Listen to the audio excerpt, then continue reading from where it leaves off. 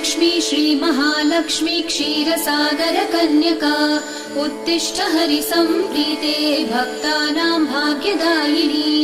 श्रीलक्ष्मी श्रीमहालक्ष्मी क्षीरसागर कन्यका उत्तिष्ठ हरिसम्प्रीते भक्तानां भाग्यदायिनी। उत्तिष्ठोत्तिष्ठ श्रीलक्ष्मी विष्णुवक्षस्थलालये उत्तिष्ठ करुणापूर्णे लोकानां शुभदायिनी।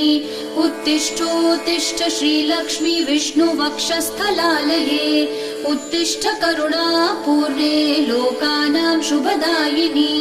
श्रीपद्ममध्यवसिते वरपद्मनेत्रे श्रीपद्महस्तचिरपूजित पद्मपादे श्रीपद्मजातजननी शुभपद्मवक्त्रे श्रीलक्ष्मी भक्तवरदे तव सुप्रभातम्।